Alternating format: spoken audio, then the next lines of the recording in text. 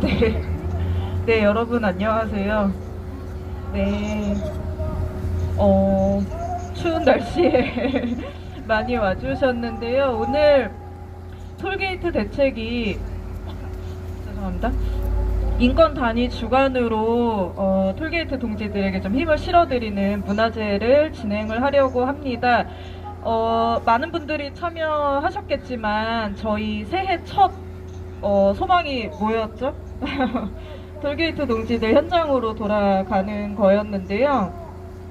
많은 분들이 그 선언으로 많이 참여 연대를 해주셨는데 저희가 그 법원 판결대로라면 지금 여기가 아니라 현장에 계셔야 할 톨게이트 노동자들께서 아직도 혹한의 추위에 지금 힘들게 투쟁을 하고 있는데요.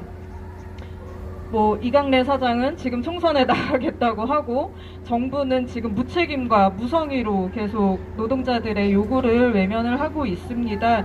저희 오늘 빨리 끝내고 추우니까 빨리 끝내고 발언과 공연으로 문화제를 진행해 보도록 하겠습니다. 저희 첫 순서로 이 톨게이트 투쟁의 의미에 대해서 진보 네트워크에서 영상을 하나 준비해 주셨는데요. 영상 보고 진보 네트워크에서 상근하는 홍명교 활동가님 모시고 간단한 발언 들어보도록 하겠습니다. 제가 제 소개를 까먹었는데 저는 민변에서 일하는 이연아라고 합니다. 그러면 영상 같이 보도록 하겠습니다.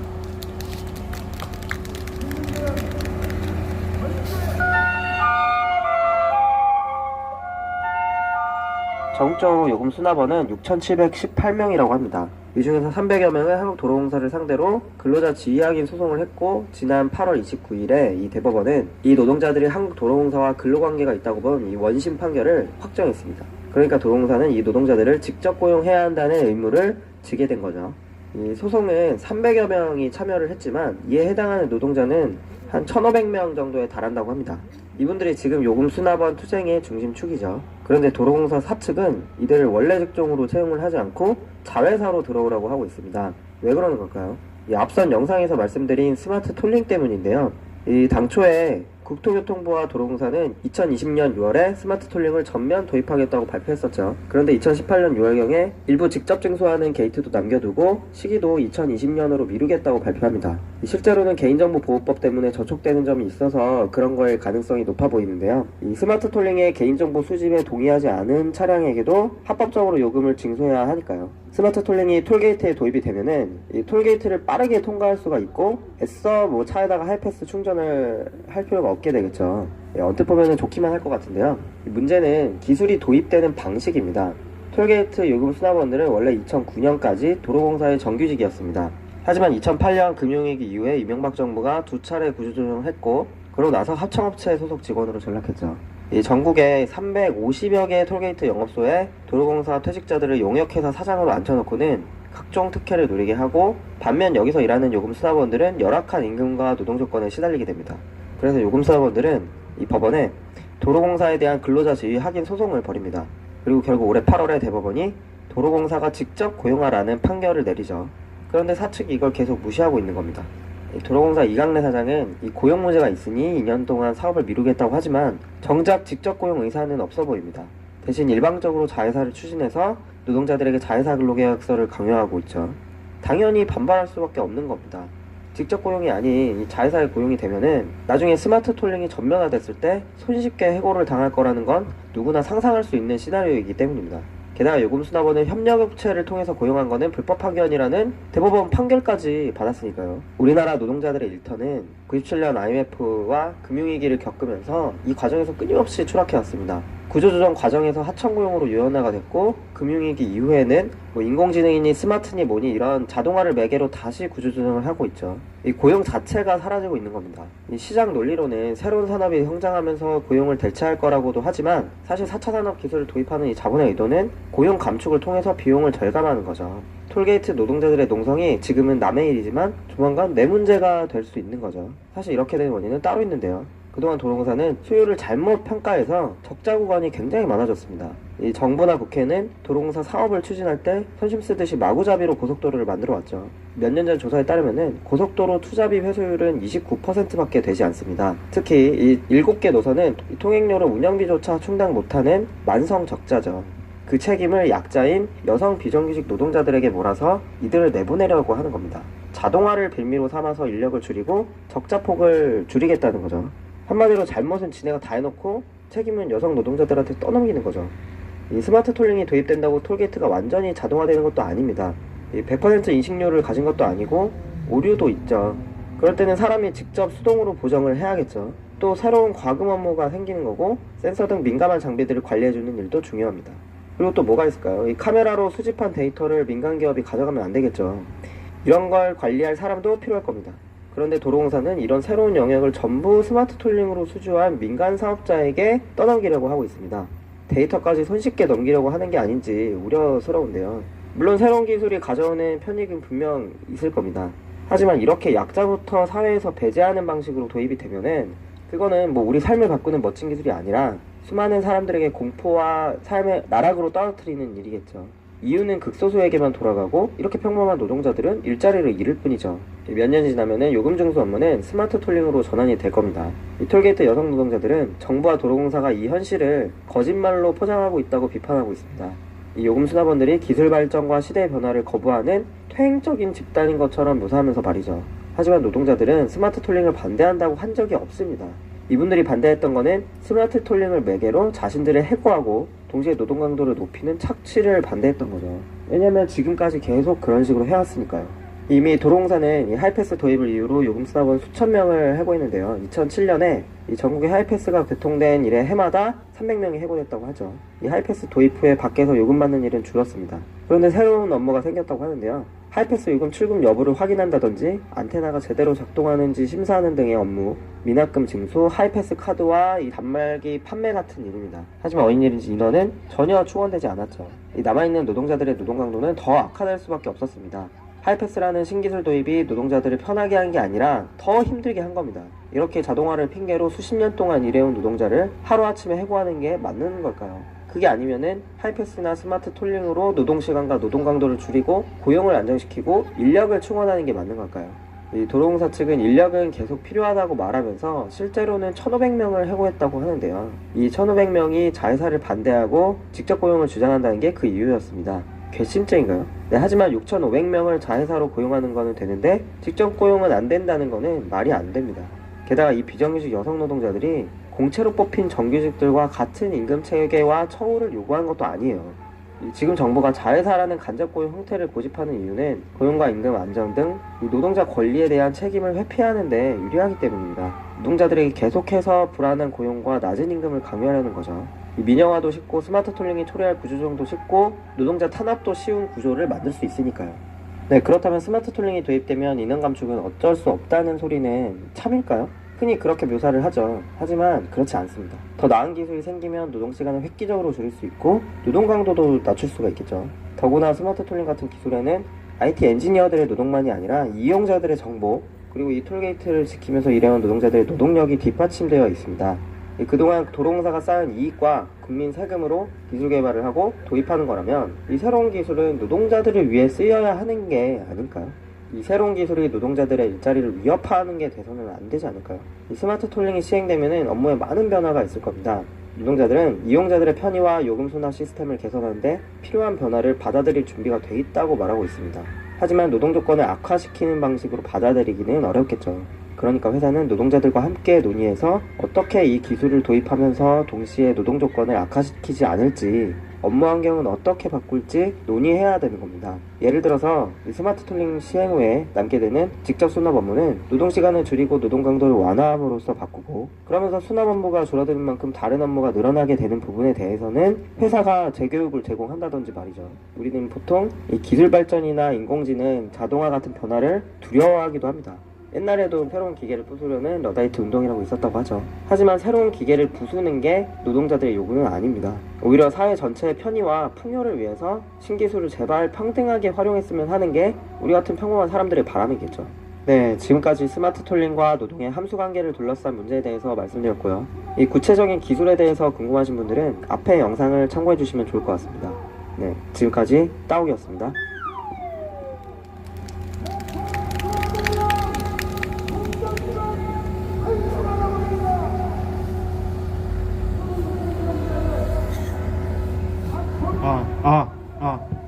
네, 안녕하세요. 네, 저는 방금 보신 이 영상을 만든 진보네트워크 센터 기술팀 활동가 홍명교라고 합니다. 반갑습니다. 네, 들어보셨을 때 그 목소리가 제 목소리랑 많이 다르다고 생각하실 수 있지만 사실 이 목소리는 제 목소리입니다. 제가 작년 10월 달에 여기 계신 톨게이트 동지들이, 톨게이트 노동자들이 계속 힘차게 싸우고 계신 거 보면서 어떻게 조금이라도 도움이 될 수 있을까 해가지고 여기저기 찾아다니면서 공부해가지고 만든 영상이고요. 그래서 좀 지난 이야기이긴 하지만 아직까지도 여전히도 이렇게 거리에서 싸우고 계신 걸 보니까 그래도 좀 여기서 이 영상이 틀어지는 게 보니까 좀 뿌듯하기도 하고 안타깝기도 합니다.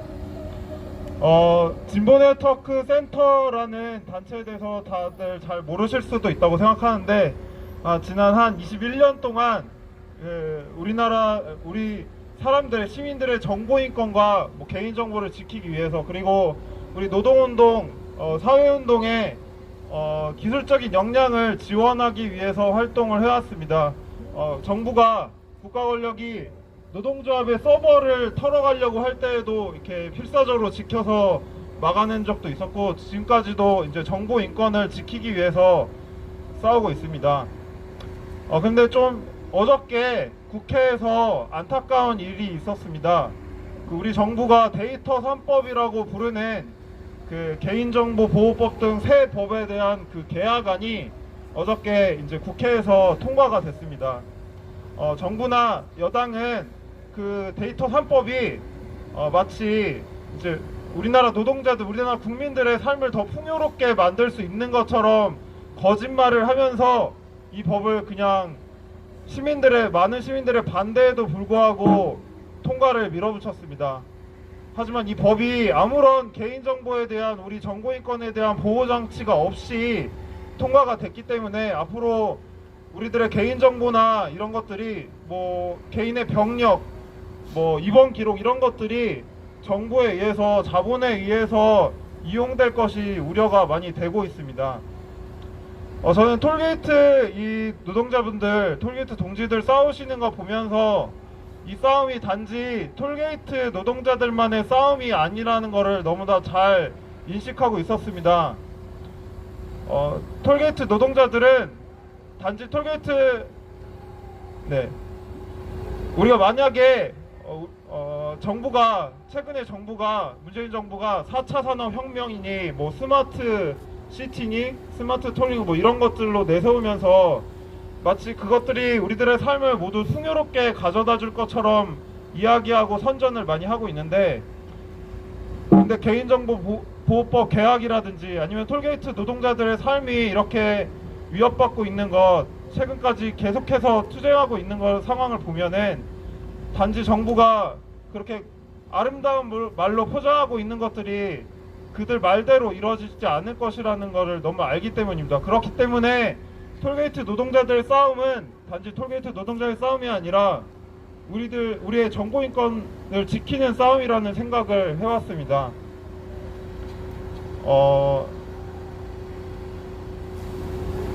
제가 오랜만에 여기 와가지고 이런 데서 발언을 하는 것이라서 좀 긴장이 되는데요. 지난해 이제 1년이 지나면은 그런 생각을 많이 하잖아요. 뭐 올해 2019년에 2019년에 영화는 뭐였고, 뭐 2019년에 나에게 중요한 사건은 뭐였고, 이런 거를 떠올리면서 2019년을 이제 기억을 하는데, 저는 작년 말에 2019년을 좀 떠올리면서 혼자서 그런 생각을 했던 것 같습니다. 2019년에 톨게이트 노동자들의 싸움이 2019년에 적어도 저에게는 희망이었고, 2019년에 노동자들의 투쟁이었다는 생각을 했었습니다. 그래서 동지들이 만들어온 싸움, 거의 저는 승리의 문턱까지 가고 있다고 생각하는데, 이 싸움 반드시 승리해서 2019년의 희망을 다시 2020년에 새로운 희망으로 받아 안아서 이어가서 다른 노동자들에게 정부가 떠드는 여러 거짓말들이나 자본의 탐욕으로 인해서 일자리를 위협받고 착취받고 있는 다른 노동자들에게 새로운 희망으로 또 이어졌으면 하는 바람이 있고요. 제가 이런 짧은 영상을 만들어서 하려고 했던 그런 고민은 앞으로 정부가 계속해서 자본도 스마트니 4차 산업이니 뭐니 이런 얘기를 떠들면서 계속해서 노동자들을 어떻게든 더 쥐어짜고 더 어떻게든 이윤을 더 얻어내려고 계속 골몰을 할 거라고 생각을 합니다. 그런 거짓말을 폭로하고 우리가 좀 알 거는 제대로 알고 이런 기술들에 대해서 우리가 너무 생소한 말들이라서 잘 모르는데 그런 것들이 우리 삶을 어떻게 위협하고 있는지를 잘 알고 그거를 오히려 우리 노동자들을 위해서 쓰이도록 우리가 주장할 수 있으려면은 있어야 되지 않을까. 그래서 그런 것들을 좀 더 알리는 활동을 계속해서 해나가려고 합니다. 아마 다들 모르시겠지만 유튜브에 들어가시면은 따옥이라고 있는데요. 구독을 한번 해주시고 가끔 가다가 종종 시간 나실 때 여유 있으실 때 한번 봐주시면은 감사하겠습니다. 저희도 진보대학교 센터도 이 톨게이트 노동자들 싸움 계속해서 보면서 잊지 않으면서 연대하고 또 중요한 소식 있을 때마다 이렇게 만들어서 전하기도 하면서 힘 보태면서 함께 하도록 하겠습니다. 감사합니다.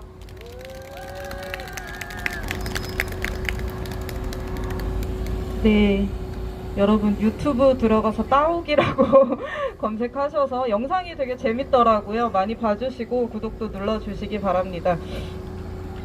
이제 톨게이트 투쟁이 해를 넘기고 이제 열흘째 됐습니다. 사실 반년째 지금 계속 투쟁을 하고 있는데 그 사이에 거리 농성, 오체 투지까지 정말 톨게이트 동지들이 안 해본 게 없습니다. 정말 사력을 다해서 투쟁을 하고 계신데요.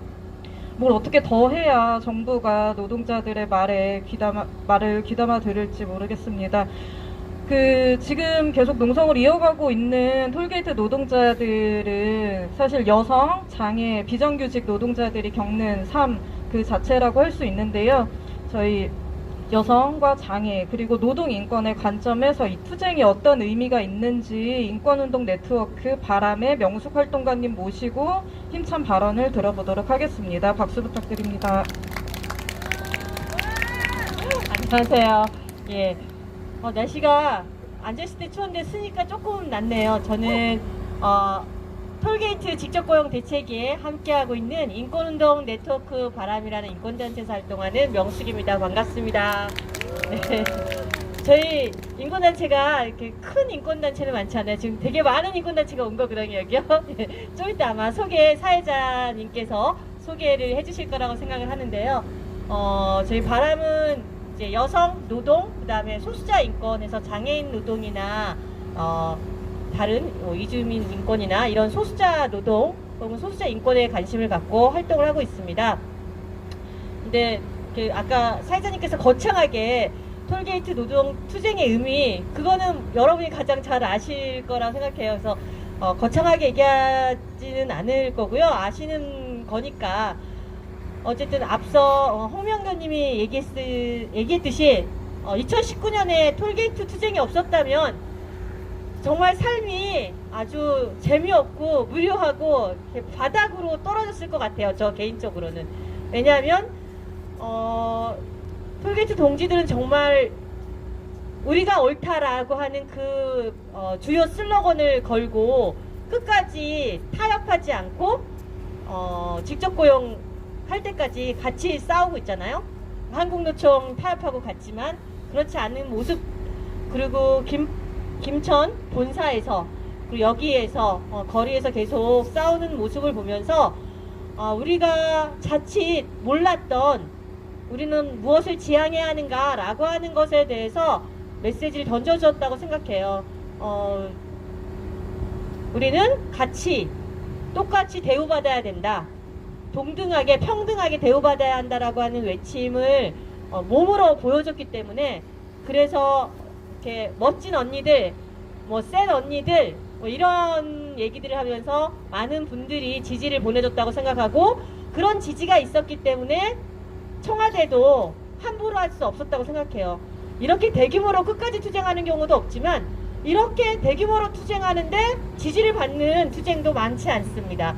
그래서 그거는 여러분들이 이루어오신 것이다. 그리고 그거는 또한 많은 사람들이 갈증을 느꼈던 한국 사회 불평등에 대해서 다시 한번 생각하게 한 것이 아닌가라고 생각합니다.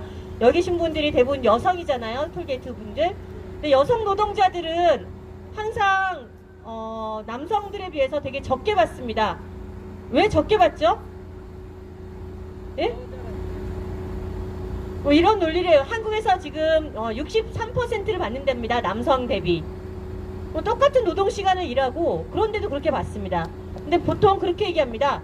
너는 가장이 아니니까, 혹은 여성들은 용돈 벌러 나온 거 아니냐, 반찬값 벌러 나온 거 아니냐, 이런 여러 가지 이유를 자기들이 대면서 채용되기도 어렵고 채용돼봤자 비정규직인 경우가 대다수입니다.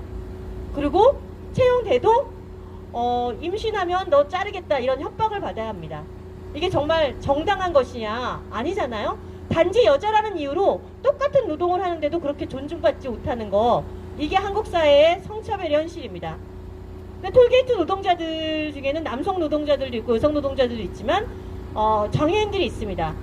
물론 중증 장애인은 아닙니다. 경증 장애인들이 있는데 장애인들도 임금을 제대로 주지 않거나 비정규직으로 고용합니다. 뭐라고 하면서 그런가요?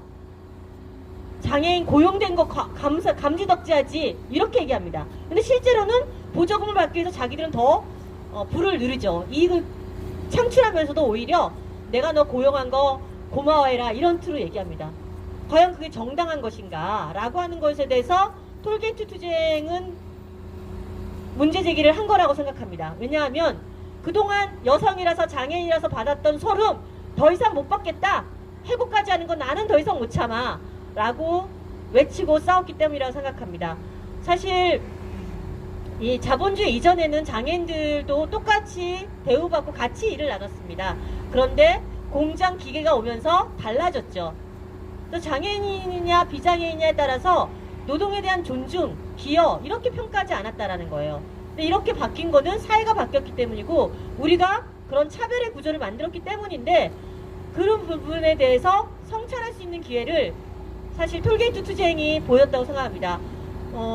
자르면서 거부하는 사람들에게 풀 뽑기 시킨다고 했잖아요.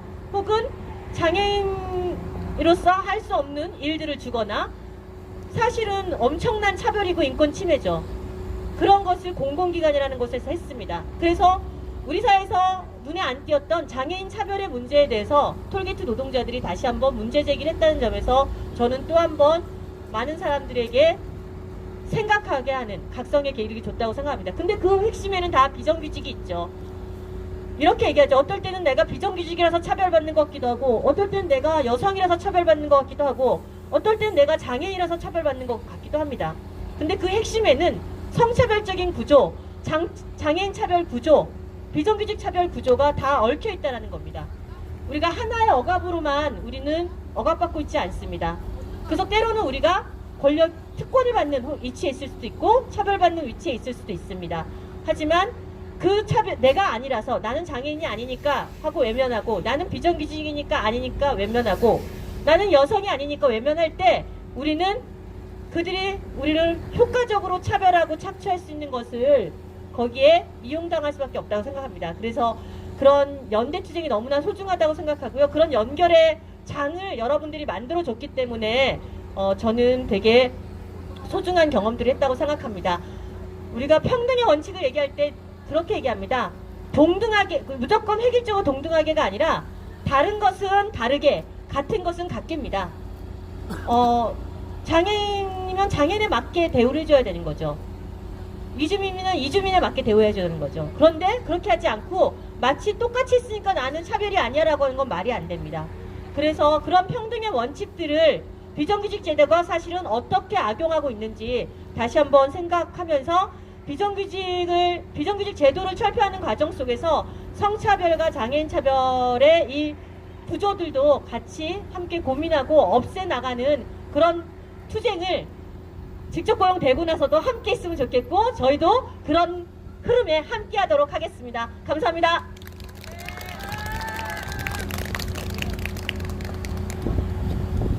네, 힘차게 발언, 좋은 얘기들을 너무 많이 해주셨는데요. 힘차게 발언해주신 명숙활동가님께 박수 다시 한번 부탁드립니다. 그러면 이제 두 번째 발언까지 마쳤으니 구호 한번 외치고 다음 발언 이어가 보도록 하겠습니다. 그냥 구호는 다 외쳐주시면 될 것 같습니다. 우리가 이긴다. 직접 고용 이행하라. 이행하라. 투쟁. 쟁취. 투쟁. 결사. 투쟁. 우리가 정당하다. 직접 고용 이행하라.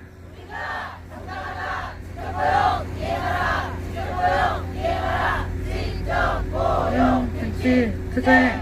결사. 투쟁. 네, 저희 구호로 외쳤던 것처럼 우리 톨게이트 동지들 그리고 많은 인권단체들이 이 정당한 싸움에 함께 하고 있는데요. 이강래 사장은 정말 이 어떤 도덕적 해이의 전형이고 청와대는 무책임, 무성의로 계속 일관하고 있습니다. 사실 얼마 전에 우리 톨게이트 동지들께서 대통령 면담을 요구하면서 청와대까지 행진하겠다고 했는데 그 과정에서 그냥 평화롭게 인도로 행진하겠다는데도 노동자들을 연행하고 폭력적으로 연행하고 과잉 대응했던 일이 있었습니다. 그 뭐 본사 점거 농성 과정에서도 경찰들이 좀 과잉 대응하고 이제 노동자들에게 굉장히 폭력적으로 대응했던 일이 있었는데요. 저희 집회 시위 관련해서 발언을 한번 들어보도록 할 텐데요. 민변에서 상근하는 서채한 변호사님 모시고 이 투쟁에 대해서 집회 시위 과정에서 발생했던 문제들이 어떤 게 있는지 들어보도록 하겠습니다. 박수 부탁드립니다.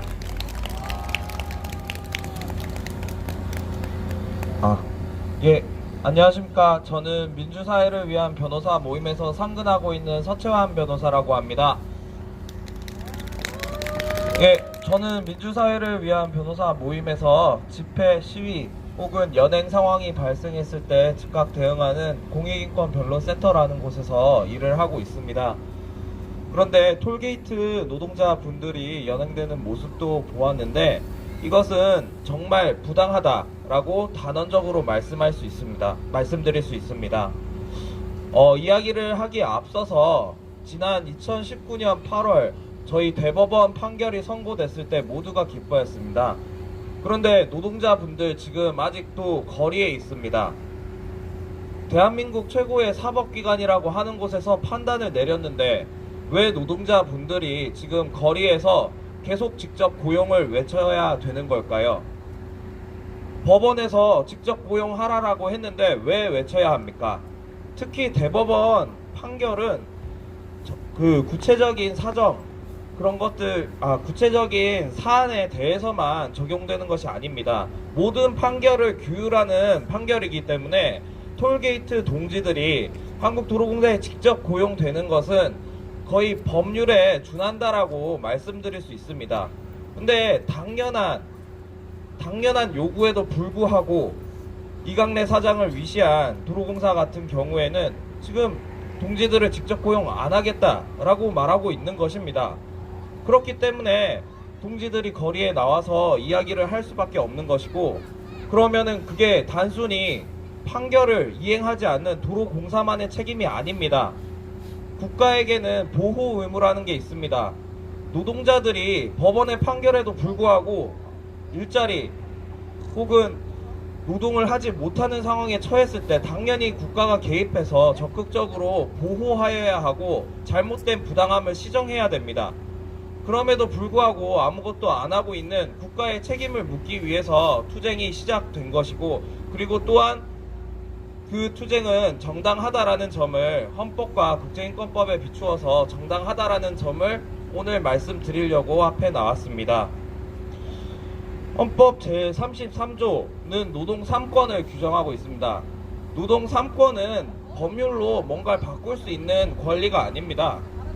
제한을 하려고 하면은 생명, 신체 등을 보호하기 위해 어쩔 수 없이 제한을 한다든지 그런 경우밖에 예외적으로 제한을 할 수밖에 없습니다. 노동 3권은 절대적으로 보장되어야 하는 권리이자 개별 기본권입니다. 기본적 인권입니다. 그리고 헌법 제21조에서는 집회 자유를 보장하고 있습니다. 이 두 권리가 노동자에게는 더욱더 강력한 집회, 시위 할 수 있는 권리로 투영되는데요. 노동 상권 중에 단체 행동권은 그러한 집회 시위의 자유를 더욱더 강화하게 요구할 수 있는 권리로 만들어주는 것입니다.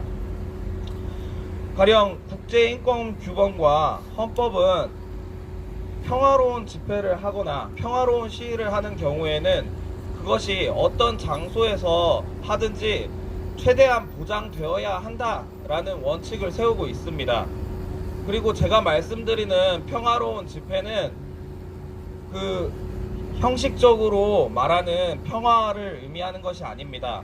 당연히 집회, 시위에 있어서는 누군가의 권리를 위해 이야기를 하고 목소리를 높이고 또 정부의 잘못된 점이 있다면 이야기를 할 수 있는 것이 포함됩니다. 그렇기 때문에 행진을 할 수 있는 거고 공권력이 가로막는다면 그것에 대해 대항할 수 있는 것입니다. 그럼에도 불구하고 청와대 혹은 본사에서의 투쟁 과정에서 경찰의 공권력 행사는 과연 정당했는가를 판단을 했을 때 이는 국제인권규범이나 혹은 헌법의 가치에 반하는 행위라고 저는 생각을 합니다. 먼저 청와대는 100m 규정이라는 게 있습니다. 100m 내에 집회를 하지 말라는 규정인데 여기에 대해서는 이미 헌법소원 심판 청구가 들어가 있습니다. 청와대라고 하더라도 거기는 절대적으로 집회가 금지될 수 있는 장소가 아닙니다. 누구나 평화롭게 집회나 시위를 하기 위해서는 청와대를 향해서 행진을 할 수 있는 것이고 그 앞에서 당연히 소음을 낼 수 있는 것이고 그 앞에서 당연히 부당함을 호소할 수 있는 것입니다. 그것이 민주주의의 기본적인 가치를 실현하는 기본 중에 기본이라고 할 것입니다. 그런데 어떻습니까? 최근 청와대로 행진하겠다, 인도로 평화롭게 행진하겠다라고 하는 노동자들을 가로막는 그 경찰의 공권력 행사는 과연 정당합니까? 정당하지 않습니다. 저희 대법원 판례, 헌법재판소 판례에 비추어 봤을 때도 정당하지 않습니다. 저희가 집회를 하는데 공권력이 먼저 위법하게 했을 경우에는 거기에 대해서는 정당한 사유가 있다라고 보는 것들이 일반적인 판례의 기준들입니다.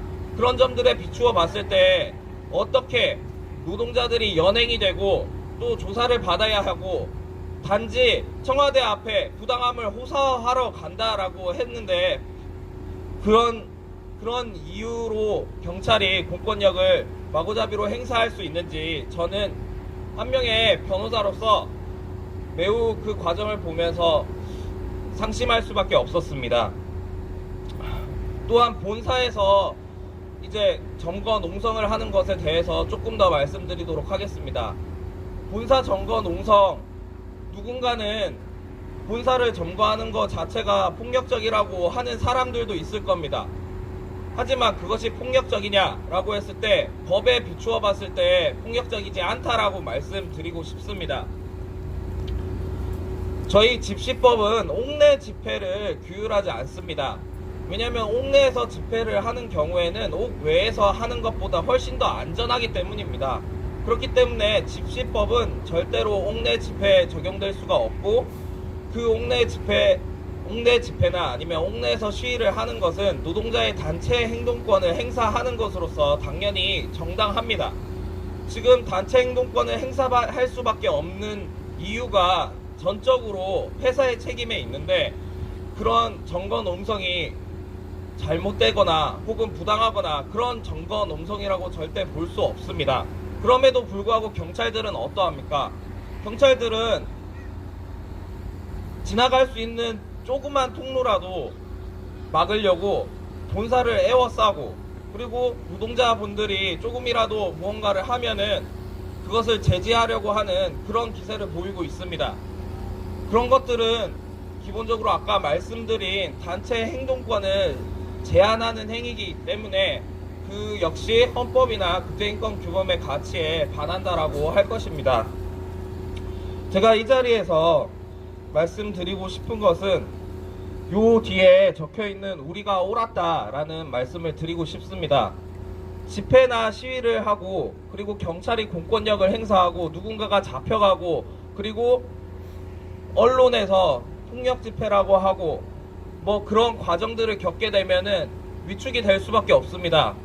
근데 자신감을 가져야 됩니다. 폭력 집회가 아닙니다. 평화로운 집회입니다. 그리고 경찰이 가로막을 수 있는 집회가 아닙니다. 노동자의 정당한 단체 행동권 행사입니다. 그리고 톨게이트 노동자분들은 당연히 회사에 직접 고용을 요구할 수 있는 노동자이고, 국가는 현재 아무것도 적절한 조치를 취하지 않고 있는 책임을 져야 할 주체입니다. 그 앞에서 목소리를 높이고 투쟁을 하는 것에 대해서 지금 더 이상 과도한 공권력의 행사는 멈춰져야 할 것이고, 저희 톨게이트 노동자를 비롯해서 우리 시민단체들이 함께 나아갔으면 좋겠습니다. 이상으로 제 발언을 마치고, 다시 한번 톨게이트 노동자분들은 옳고, 그를 지지하는 우리 시민단체들은 모두 옳다라는 말로 제 발언을 마치고 싶습니다. 이상입니다.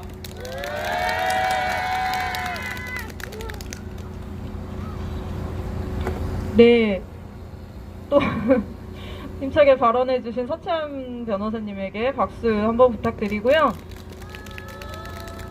네, 저희 한국 사회에도 있는 그대로의 모습이 아니라 성소수자라는 이유로 스스로를 지우거나 좀 거짓으로 꾸며야 하는 그런 성소수자 노동자들이 있습니다. 오늘 우리 톨게이트 동지들에게 응원과 지지를 보내기 위해서 행동하는 성소수자 인권연대에서도 와주셨는데요. 성소수자 노동권에 대해서 행동하는 성소수자 인권연대에서 상근하시는 지호 활동가님 모시고 발언을 들어보도록 하겠습니다.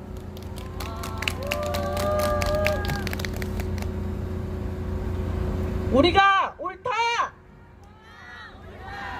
반갑습니다. 행동하는 성소수자 인권연대에서 활동하고 있는 지호라고 합니다.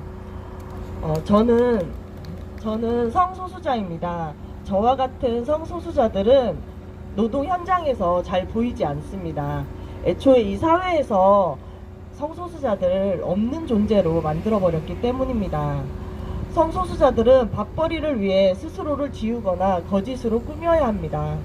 있는 모습 그대로 살기 위해서는 일자리를 잃거나 빈곤을 각오해야 합니다. 많은 성소수자들이 익명으로 일할 수 있는 일자리에 지원을 합니다.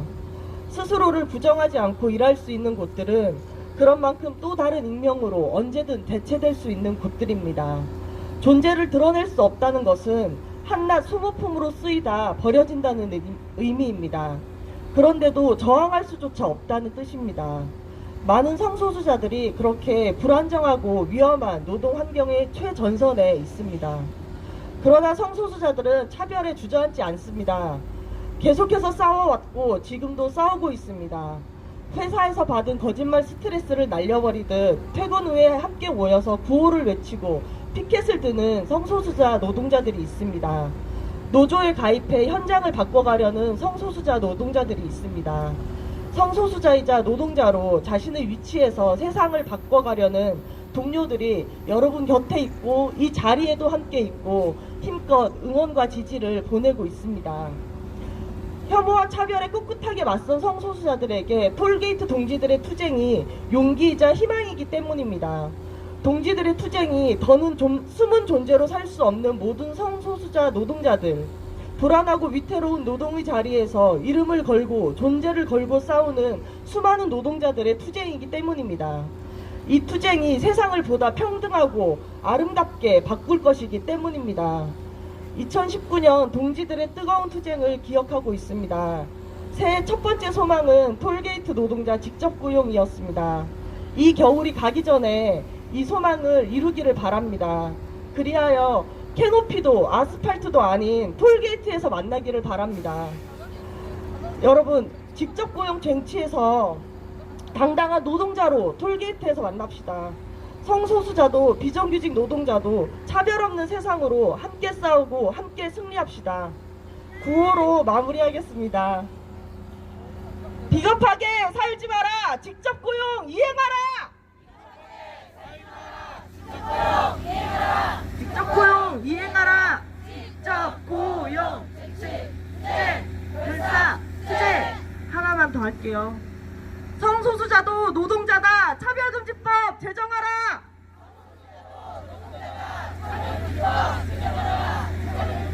제정하라. 투쟁. 투쟁.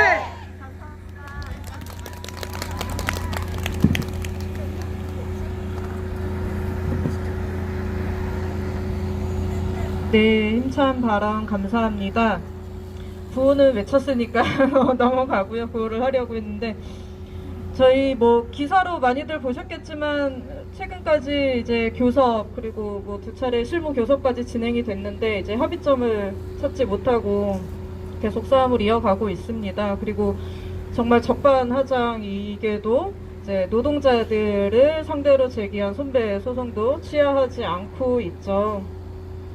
지금 또 각지에서 싸우고 있는 톨게이트 동지들 여기 많이 와 주셨는데요. 다음 발언으로 톨게이트 본부 사무장 김미희님 모시고 발언을 들어보도록 하겠습니다. 힘찬 박수 부탁드립니다.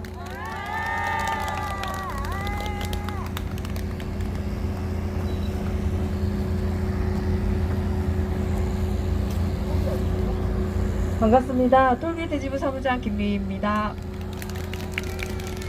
제 사실은 인권단체에 대해서 지식이 사실 죄송스럽게도 없습니다. 그런데 제가 제24회 인천인권영화제에서 공동사회를 우리 지부장님 대신 보게 되었습니다. 우리 지부장님이 너무너무 가고 싶어 하셨는데 일이 바쁘셔서 김천을 가셨어요 그날. 그래서 제가 인권영화제라는 게 뭔지 우리 톨게이트 동지들에게 살짝 설명을 하도록 할게요.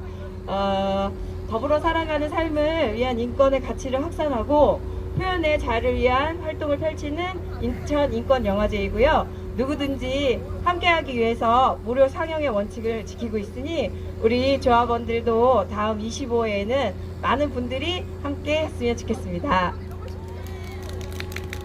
인권은 사람, 개인 또는 나라의 구성원으로서 마땅히 누리고 행사하는 기본적인 자유와 권리입니다. 그러나 인권이 사라진 대한민국입니다. 그리고 국민의 안전을 보장받지 않는 대한민국입니다.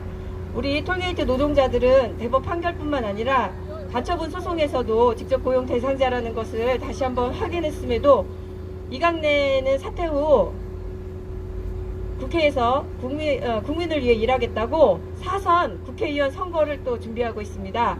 이런 말도 안 되는 상황이 벌어지고 있는 것이 우리 대한민국입니다. 저에게 인권이란 사람이 사람답게 대접받고 안전하게 삶을 영위할 수 있는 것이 바로 인권이라고 생각합니다.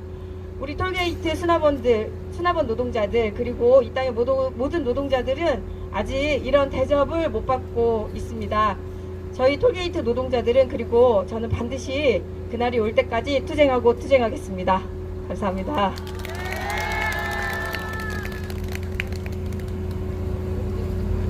네, 말씀해 주신 것처럼 정말 이 땅의 노동자들이 평등하고 안전하게 일할 수 있는 그런 사회가 되어야 할 것 같은데요.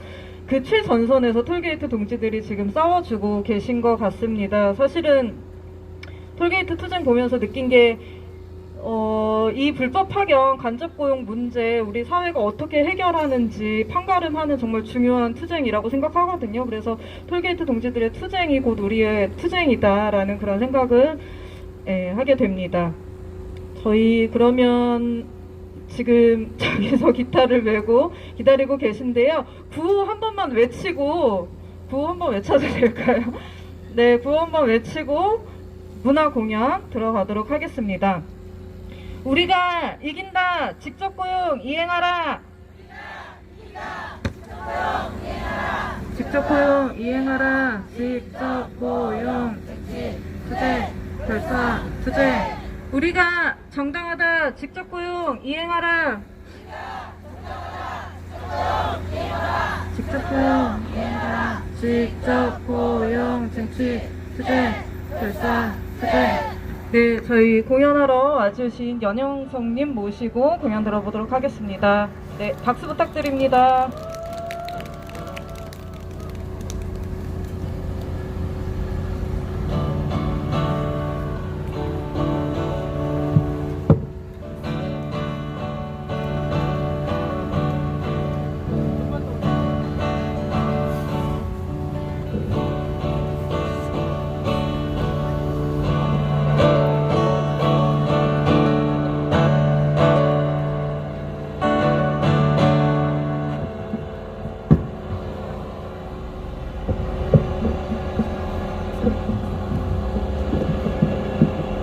안녕하세요. 저는 문화노동자 연영석이라고 합니다.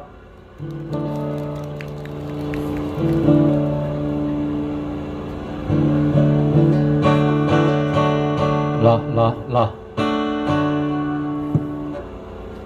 마이크 소리는 좀 작아도 될 것 같아요. 네. 추우시죠? 예. 어제보단 그래도 좀 덜 추운 것 같아요. 예. 처음 노래 윤식이 나간다라는 노래 부를 건데요. 예. 가사는 좀 슬프지만 그래도 추우니까 몸을 좀 흔들면서 부르도록 하겠습니다.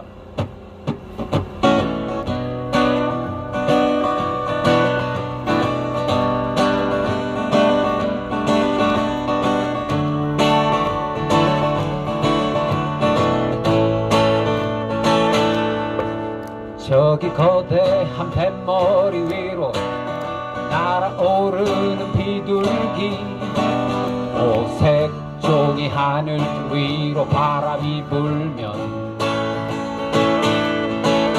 백고동 소리 높이 울며 바다로 떠난다. 담배 한 몽 태워놓고 너를 보낸다. 오윤식이 나간다. 바다로 떠난다. 우리 윤식이 이젠 바다로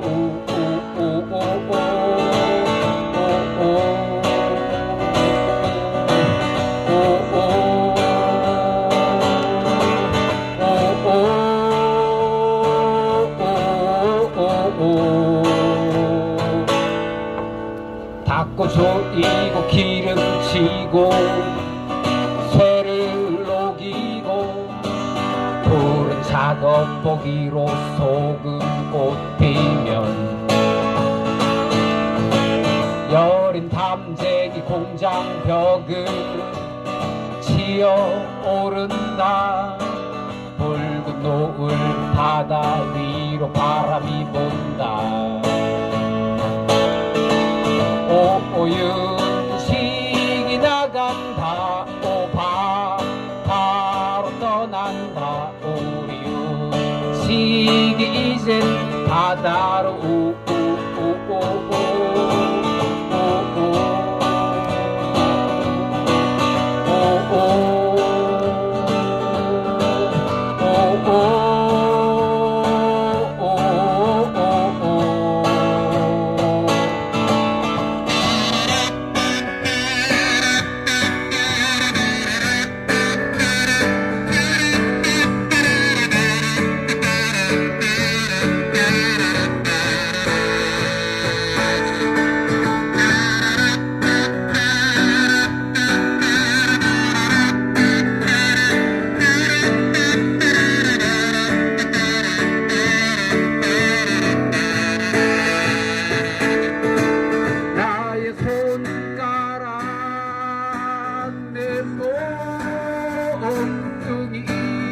내 영혼과 내 이름,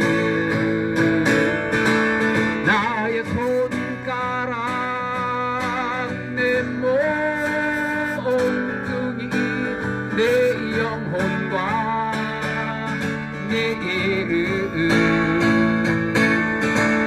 오 손가락 던져 하늘을 본다. 몸뚱이 던져 바다를 본다. 배는 얼마나 내던져야 바다로 갈까. 오윤식이 나간다. 바다로 떠난다. 우리 윤식이 이제 바다로 오윤식이 나간다. 바다로 떠난다. 우리 윤식이 이제 바다로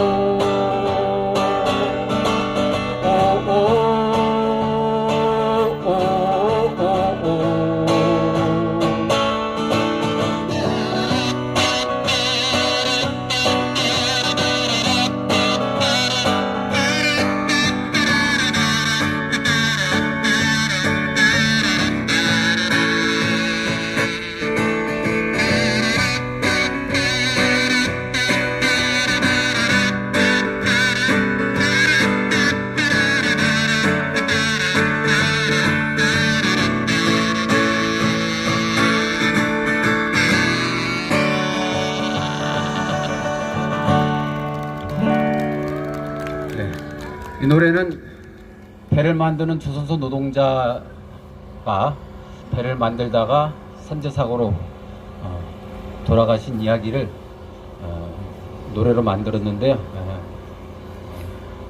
그런 이 노래 볼 때마다 그런 생각이 문득 들어요.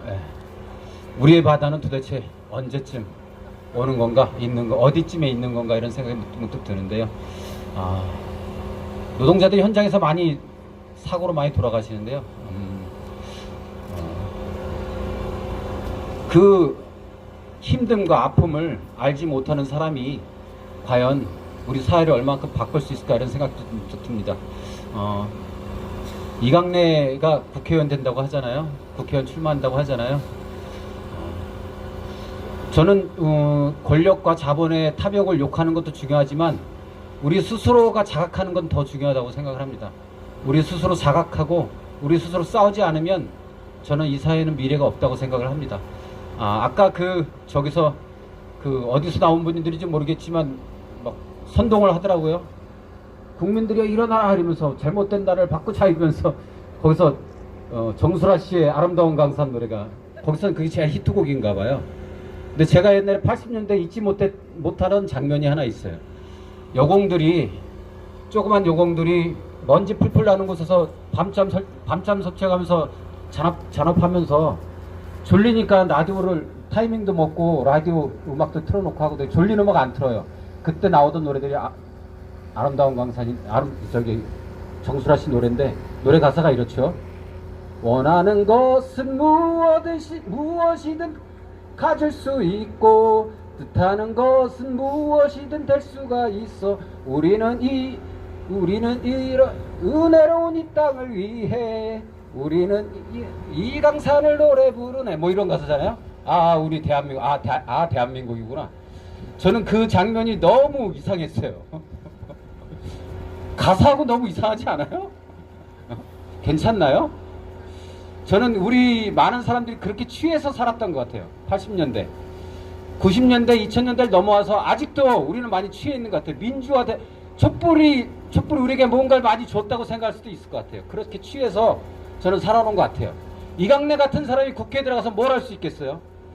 60이 넘은 사람들이, 50이 넘고, 저도 50이 넘었지만 60이 넘고 70이 다 된 사람들이 사장도 해보고 국회의원도 4선, 5선까지 해보고 그런 사람들이 국회에 들어가서 등 따시고 배부른 사람들이 현장에서 힘들고 죽고 잘리고 그것도 싸우다가 내 먹는 것 때문에 어쩔 수 없이 집에 돌아갈 수밖에 없는 그런 안타까운 마음을 가지고 있는 사람들을 어떻게 이해하겠습니까?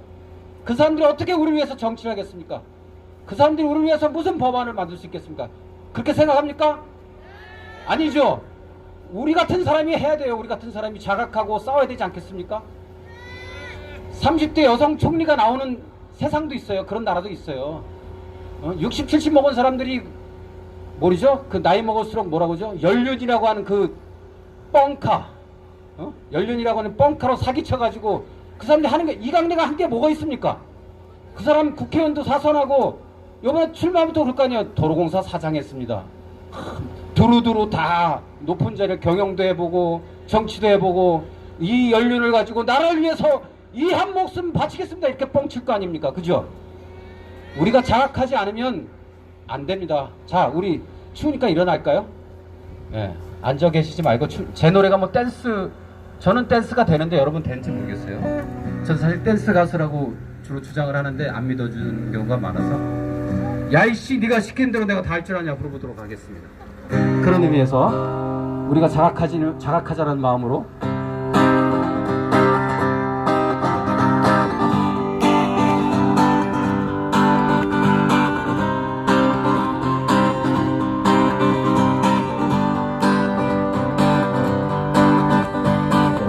시간, 60시간, 70시간, 80시간 괜히 쳤지. 그래처럼 박수치고 했죠. 때로는 친구처럼, 때로는 것처럼 가자기에 아침부터 새벽까지 눈 버리고 속 버리고 일했는데 이제 와서 필요 없다, 이제 와서 나가라니 웬 말이냐.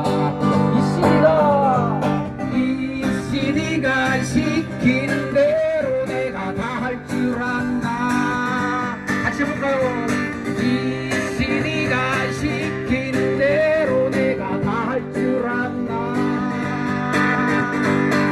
맘대로 일 시키고 네 맘대로 일 끝내도 참았는데 월급날을 기다리며 하루하루 가져가며 버텼는데 회사 사정 어렵다고 임금체를 밥 먹듯이 해대더니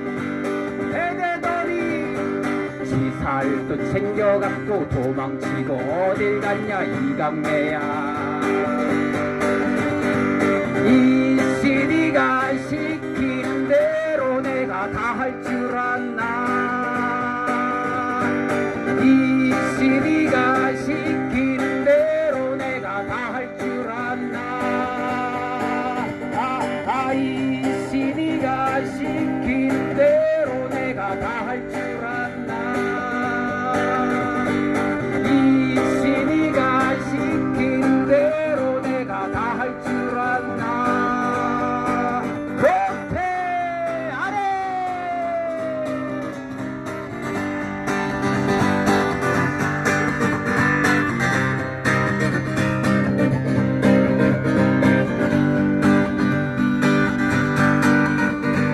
내 몸으로 일을 하고 남들처럼 살려는 게 욕심인가? 욕심 아니죠. 힘 있으면 보호받고 힘 없으면 무시해도 되는 건가? 치사하게 부려먹고 이제 와서 나가라니 할 말인가? 더러워서 못 살겠다, 치사해서 못 살겠다, 못 참겠다, 열받는다. 이 시리가 시킨 대로 내가 다 할 줄 아나.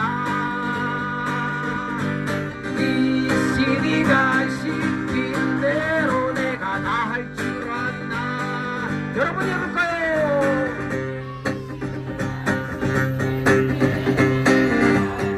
잘한다. 더 크게.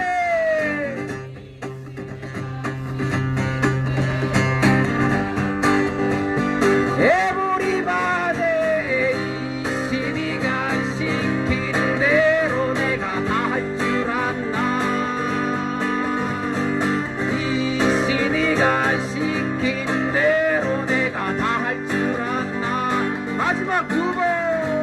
이 시리가 시키는 대로 내가 다 할 줄 아나. 이 시리가 시키는 대로 내가 다 할 줄 아나. 못해 안 해.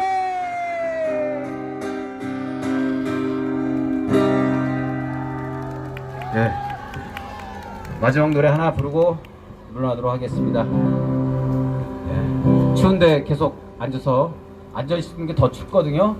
그러니까 제 노래 이제 뭐 관절이라는 노래가 있는데요. 관절에도 좋아요. 관절에도 좋은 노래니까 관절을 이렇게 흔들면서 불러보도록 하겠습니다.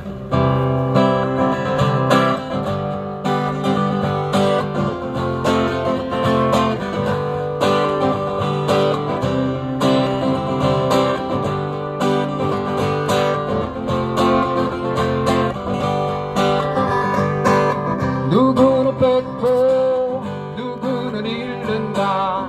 험난한 삶은 그래야 하는가? 앞서서 산 자와 뒤쳐져 죽은 자, 그 모든 눈에는 숨가쁜 눈물이 왜 이리 세상은 삭막해지는가? 나는 오늘도 간절히 왔나? 아직 간절히 간절히야.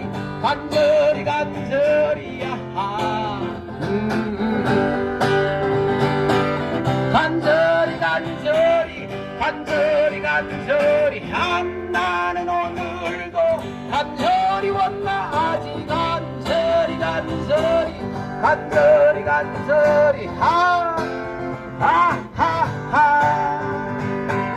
거리로 내몰린 수많은 사람과 오늘도 여전히 돌아가는 우리들, 모두들 제각기 제 길을 가지만 우린 아직 오늘도 간절히 원하지.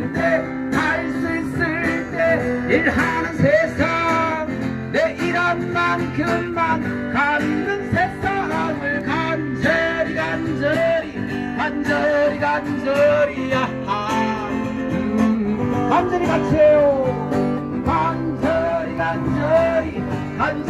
간절히 한나는 오늘도 간절히 왔나 아직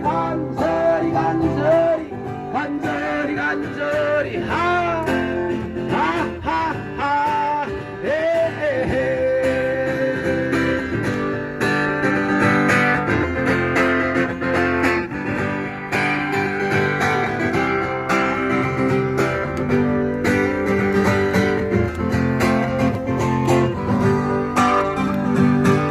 누구를 밟고 어디에 서는가 왜 같은 우리가 달라야 하는가 살아나기 위해 그렇다 하지만 그 모든 눈에는 고독한 눈물이 왜 이리 갈수록 지쳐만 가는가 나는 오늘도 간절히 왔나 아직 간절히 야하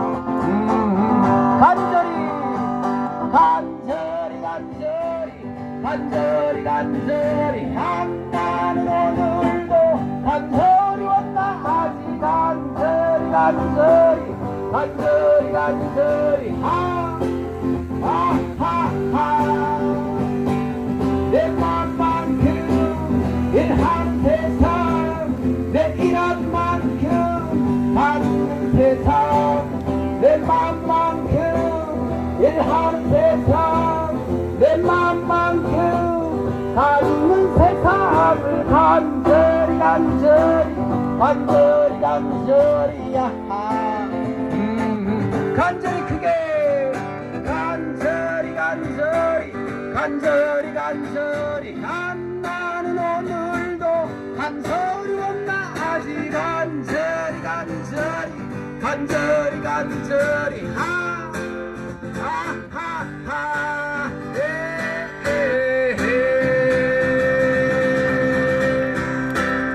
감기 조심하세요.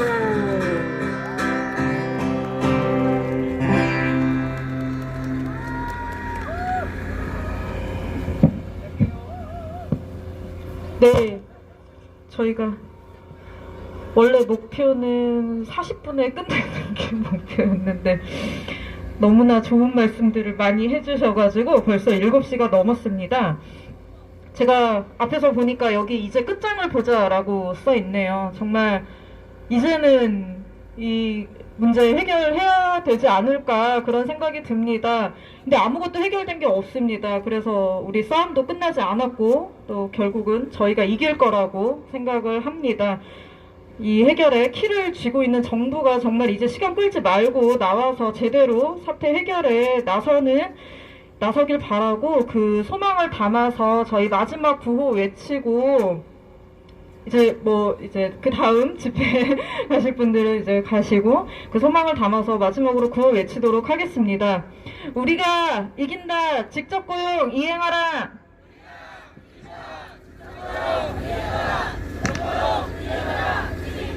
고용, 정치, 투쟁, 결사, 투쟁. 우리가 정당하다. 직접 고용 이행하라. 직접 고용 이행하라. 직접 고용 이행하라.